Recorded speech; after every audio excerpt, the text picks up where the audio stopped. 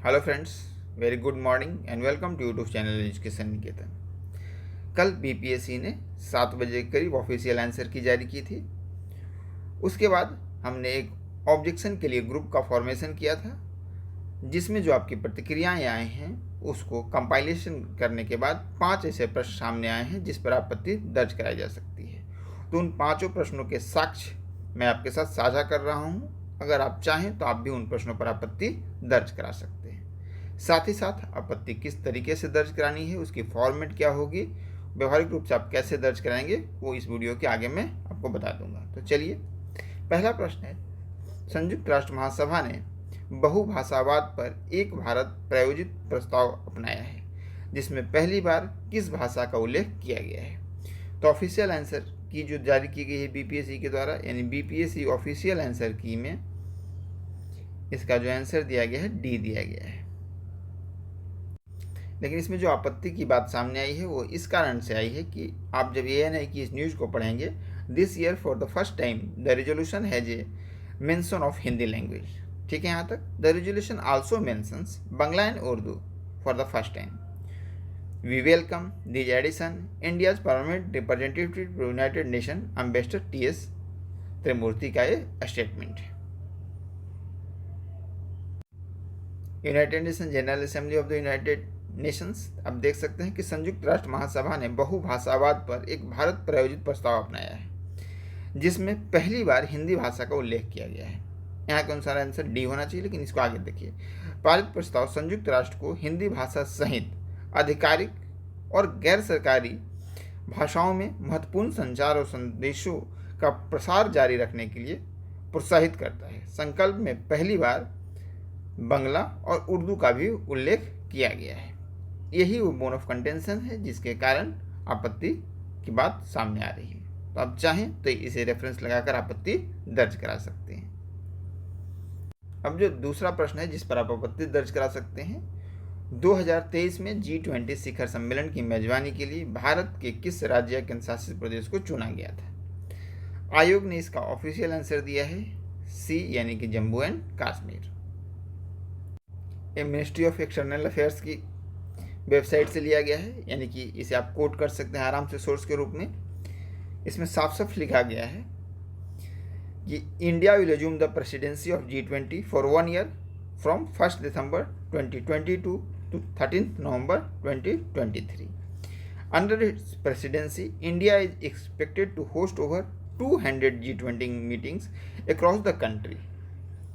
लेकिन इसके बाद वाली जो लाइन है आप इसे गौर करेंगे, द G20 लीडर्स समिट, जो मेन समिट होता है, at the level of heads of state oblique government is scheduled to be held 9th and 10th सितंबर 2023 इन न्यू दिल्ली। ये कब की न्यूज़ है? तो यह 13 सितंबर की न्यूज़ है। यानी कि आप इसे लगाकर आपत्ति दर्ज कराएं। मैक्सिमम चांसेस है कि आयोग अपने उत्तर को चेंज करेगा, क्योंकि इससे पहले भी एक बार हुआ था कि उर्जित पटेल और एक और गवर्नर थे आरबीआई के, और चूंकि एक दिन पहले परिवर्तन हुआ था बीपीएससी के परीक्षा के, उसके बावजूद भी आयोग ने उसका आंसर ई दिया था। तो मेरे अनुसार इस पर भी आप इस वाले सोर्स को लगाकर ऑब्जेक्शन कर सकते हैं। अगला जो प्रश्न है, NSSO के 68 दौर के आधार पर गरीबी अनुमानों के बारे में कौन सा कथन सही नहीं है। आयोग ने इस प्रश्न का उत्तर ऑफिशियल जो आंसर दिया है वो दिया है ई। आपसे पूछा गया है कौन सा कथन सत्य नहीं है। अब देख लेते हैं, ये उसी रिपोर्ट के बारे में डिटेल में दिया गया है। Poverty ratio in the country has declined to 21.9%. पहला स्टेटमेंट है। दूसरा क्या है कि this would mean that the person whose consumption of goods and services exceed 33.33 in cities and rupees 27.20 per capita per day in village are not poor. तो उस हिसाब से हम देखें तो पहला जो आपका स्टेटमेंट है वो राइट हो जाता है, ठीक है। दूसरा जो स्टेटमेंट है वो भी राइट हो जाता है, और जो तीसरा स्टेटमेंट है सी, वो भी राइट हो जाता है। तो रॉन्ग एक ही स्टेटमेंट बचता है, वो है आपका ऑप्शन नंबर डी, कि भारत की 33.35% जनसंख्या गरीबी रेखा से नीचे जीवन यापन कर रही थी। तो उस हिसाब से आपसे पूछा गया है कौन सा गलत है, और मात्र चूंकि एक ही गलत हो रहा है तो इस हिसाब से इसका आंसर डी होना चाहिए। तो इस प्रश्न को भी आप चैलेंज कर सकते हैं, आपत्ति दर्ज करा सकते हैं। सोर्स मैंने आपके साथ साझा कर दिया है। अगला जो प्रश्न है जिस पर आपत्ति दर्ज कराई जा सकती है वह विकल्प चुनिए जो बिहार की 7 निश्चय पार्ट 2 यानी 7.2 योजना का हिस्सा नहीं है। बिहार में युवा शक्ति, बिहार की प्रगति, सशक्त महिला, सक्षम महिला, हर खेत में सिंचाई का पानी, सभी के लिए वायुमार्ग। आयोग ने जो इसका ऑफिशियल आंसर दिया है वो सी दिया है, जबकि इसका आंसर होना चाहिए डी।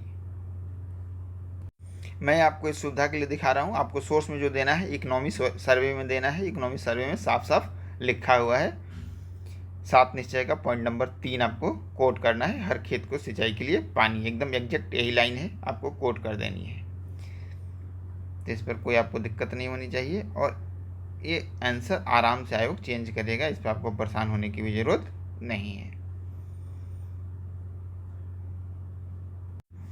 एक और प्रश्न है जिस पर कुछ बच्चों ने बताया कि सर इस पर भी आपत्ति दर्ज कराई जा सकती है, लेकिन ज़्यादातर बच्चों ने इसका आंसर वही मारा है जो आयोग ने आंसर दिया है, यशवंत सिन्हा। आपत्ति बस इतनी सी है इसको कि ये जो राष्ट्रपति का चुनाव था वो 16वें राष्ट्रपति चुनाव थे, 16 प्रेसिडेंशियल इलेक्शन था, और व्यक्ति के रूप में ये 15वीं राष्ट्रपति बनी है। ये ऑल इंडिया रेडियो न्यूज की है, इसमें आप नीचे आराम से देख सकते हैं। The process for the election of 16th president of India will be gain momentum from today with the insurance of notification. ठीक है, बहुत जगह और भी आप चेक कर लेंगे तो ये 16वें राष्ट्रपति का चुनाव था, तो उस हिसाब से स्टेटमेंट रॉन्ग हो जाता है, और वैसी स्थिति में इसका आंसर जो होना चाहिए ई हो जाना चाहिए। लेकिन चूंकि ज़्यादातर बच्चों ने यशवंत सिन्हा ही मारा है, और ऑप्शन अगर 15 और 16 नंबर को थोड़ा इग्नोर किया जाए, क्योंकि व्यक्ति और नंबर ऑफ प्रेसिडेंशियल इलेक्शन के नंबर को लेकर थोड़ा कन्फ्यूजन था, तो उसे आप इग्नोर भी कर सकते हैं। लेकिन अगर आपने वो सोच के मारा था ई, तो आप इसके लिए ऑब्जेक्शन दर्ज करा सकते हैं। अब मैं उन प्रश्नों को भी साझा कर देता हूँ जिन पर प्रतिक्रिया तो आई थी, लेकिन मुझे लगता है कि उस पर आपत्ति दर्ज कराने का कोई खास मतलब नहीं है। एक तो राजस्थान में बहुत कम वर्षा होती है, इस प्रश्न को लेकर कुछ लोगों की प्रतिक्रिया आई थी। इसके अलावा एक सीवेक इफेक्ट वाला प्रश्न था जिसका आयोग ने थॉम्सन इफेक्ट दिया है। थॉम्सन इफेक्ट सही है, हमने चेक किया है, तो उस पर भी आपत्ति दर्ज कराने का कोई मतलब नहीं बनता है। बिहार के जो गवर्नर थे पहले, उनको लेकर भी कुछ आपत्ति आई थी, वो भी साक्ष्य से रहित है, क्योंकि वो जो आयोग का आंसर है वो आप जब हिस्ट्री की बुक उठा के देखेंगे तो आपको मिल जाएगा एग्जैक्टली। तो ये कुछ वैसे प्रश्न हैं जिस पर आपके द्वारा आपत्ति उठाई गई थी, लेकिन हमें नहीं लगता है कि उसमें दम है इस लेवल का कि उस पर आपत्ति दर्ज कराई जा सके। अब प्रोसेस में आपको बता देता हूँ। पहले तो आप वो नोटिफिकेशन देख लीजिए जिसमें ऑब्जेक्शन के बारे में बताया गया है। इसकी अंतिम तिथि है 12 अक्टूबर शाम 5 बजे तक, तो इसे चीज़ आप याद रखिएगा। फॉर्मेट जो आपको फॉलो करना है, 67वीं संयुक्त प्रारंभिक प्रतियोगिता पुनर्परीक्षा, ये वाली लाइन आपको लिखनी है ऊपर में। आपत्ति प्रमाण पत्र प्रपत्र 67वीं संयुक्त प्रारंभिक प्रतियोगिता पुनर्परीक्षा, यहाँ पे अपना रोल नंबर, नेम और प्रश्न पुस्तिका का सीरियल नंबर अनिवार्य है, बिना इसे लिखे बेसलेस हो जाएगा क्योंकि सब में ऑप्शन अलग अलग है। इसके बाद क्रम संख्या, प्रश्न संख्या, औपबंधिक उत्तर जो आयोग ने प्रोविजनल आंसर की दिया है, उम्मीदवार द्वारा OMR उत्तर पत्र पर जो कुटिबद्ध उत्तर किया गया है, इसके बाद उम्मीदवार ने सुझाया क्या उत्तर है, और आपत्ति का आधार और स्रोत क्या है, उम्मीदवार का नाम, हस्ताक्षर, तिथि सहित उम्मीदवार का मोबाइल नंबर, इतनी चीज़ आपको कोट करनी है। आप सिंपल पेज पे इस तरीके से आपत्ति दर्ज करा सकते हैं। आपत्ति प्रपत्र 67वीं BPSC संयुक्त प्रतियोगिता पुनर्परीक्षा, मैंने जैसे आपको बताया।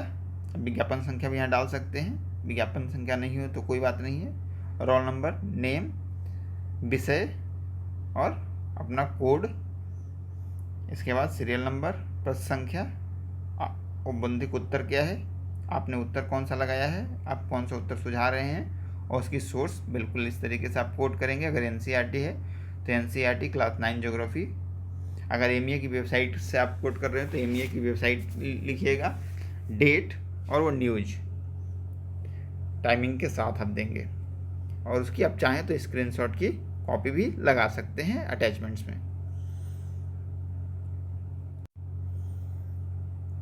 इसके बाद अगर जो कट ऑफ हमने जारी की है, अगर उस कट ऑफ के रेंज में आप आ रहे हैं तो इस बार आप इस बात को ध्यान रखिएगा कि आपको एक्स्ट्रा समय नहीं मिलने वाला है।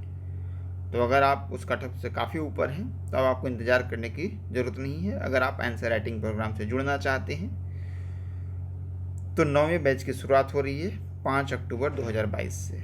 इसमें आपको डेली एक जीएस का प्रश्न और एक डीआई का प्रश्न दिया जाता है, जिसका उत्तर आपको उसी दिन लिखकर ग्रुप में डीआई और जीएस के रिस्पेक्टिव 2 ग्रुप होते हैं टेलीग्राम पे, उसमें आंसर आपको अपलोड करना पड़ता है।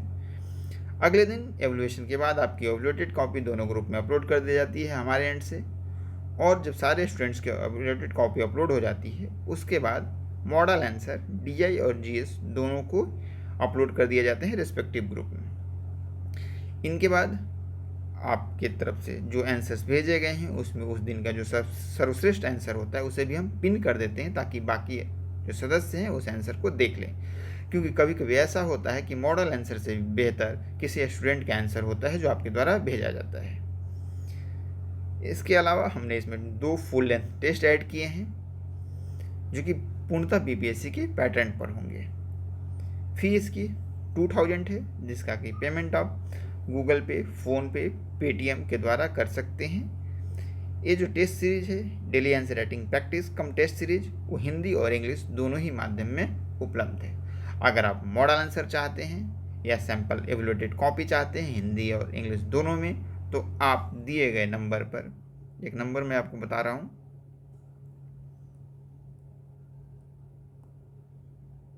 9582287624, इस पर मैसेज करके प्राप्त कर सकते हैं, या इस नंबर पर भी मैसेज करके आप मॉडल आंसर की कॉपी और एवल्यूएटेड कॉपी दोनों प्राप्त कर सकते हैं। इसके अलावा ऑडिटर मेंस के लिए इकोनॉमिक्स ऑप्शनल, या आपका बीपीएससी में इकोनॉमिक्स ऑप्शनल हो, उसके लिए भी 5 अक्टूबर से बैच स्टार्ट हो रही है। Daily answer writing practice plus full video classes, जिसमें विष्णु सर की 150 आवर्स की वीडियो क्लासेज भी है, तो आप चाहें तो इससे भी जुड़ सकते हैं। ये बैच भी 5 अक्टूबर से स्टार्ट हो रहा है। मॉडल आंसर इसकी भी अगर आपको चाहिए तो इस नंबर पर आप व्हाट्सअप कर सकते हैं। इसके अलावा सीडीपीओ और बीपीएससी दोनों के लिए अगर आप एलएसडब्ल्यू आंसर राइटिंग से जुड़ना चाहते हैं तो एक चीज़ ध्यान रखिएगा कि एक कोर्स केवल हिंदी माध्यम में उपलब्ध है। इकोनॉमिक्स ऑप्शनल दोनों में है, लेकिन एलएसडब्ल्यू केवल हिंदी माध्यम में है भी हमारे पास। इसकी भी मॉडल आंसर अगर आपको चाहिए या एवल्यूएटेड कॉपी तो इस नंबर पर पिन कर सकते हैं, लिख दे सकते हैं LSW model answer, sample model answer plus evaluated copy. 5 अक्टूबर से ये बैच भी स्टार्ट हो रहा है। इसकी फ़ी 1500 है। इसके भी आप सेम माध्यम से इस नंबर पर पेमेंट करके जुड़ सकते हैं। याद रखिएगा क्योंकि हमारे पास ऑलरेडी भी जीएस के 5 रनिंग बैच हैं, 3 बैच कंप्लीट हो चुके हैं, यानी 8 बैच हमने अभी तक इनरोल किया है। 9th बैच हमारा जीएस का शुरू हुआ है।